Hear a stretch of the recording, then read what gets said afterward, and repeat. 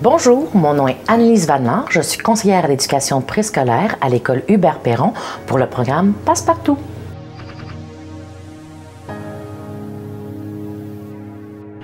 On fait vraiment une demi-journée comme à la maternelle. Donc, un accueil, une causerie, un bricolage ou une activité de motricité fine.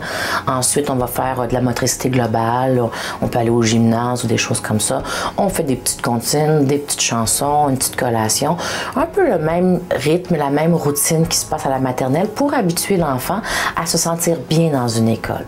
On va se promener dans l'école, on va rencontrer les plus grands, on va voir les spectacles des plus grands ou des choses comme ça.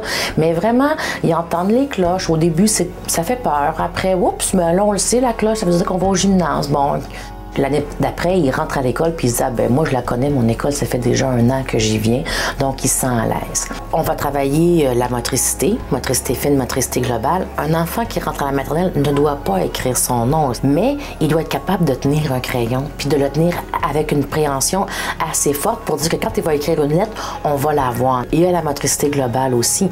Si tu restes pendant 8 heures devant ta télévision par jour, tu te muscles pas, donc tu n'es pas résistant. Donc juste de rester en causerie pendant 15 minutes assis. Ils sont pas capables de faire ça. Oups, ils se couchent, oups, bon.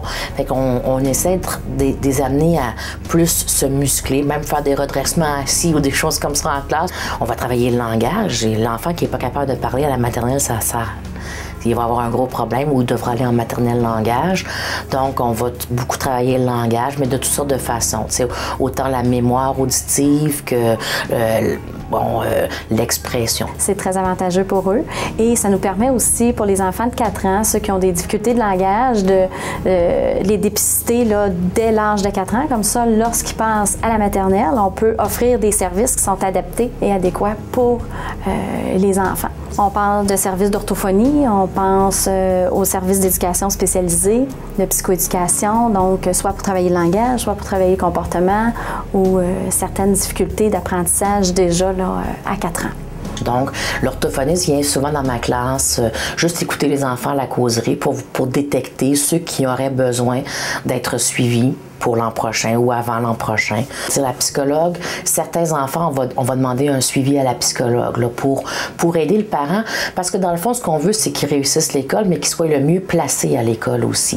Si c'est un enfant qui a vraiment des problèmes de langage ou qui est autiste ou TED, bien, on va pouvoir tout de suite, dès 4 ans, faire un plan d'intervention pour pouvoir le diriger vers les bons services après. C'est sûr qu'il y a des enfants qui veulent même pas rentrer, là, hein? Donc, j'en ai eu un, qu'il est resté collé à la porte pendant peut-être 3-4 semaines. Après, il s'est avancé un peu au cercle de jeu, mais toujours avec son sac sur lui pour comme elle dit, ben si je veux partir, je suis prête à partir. Finalement, il s'est mis à parler, il a très bien participé. Puis en 6e année, il était président de sa classe. Fait que tu sais, c'est un enfant vraiment qui a évolué énormément, mais les parents ont évolué énormément de cet enfant-là aussi.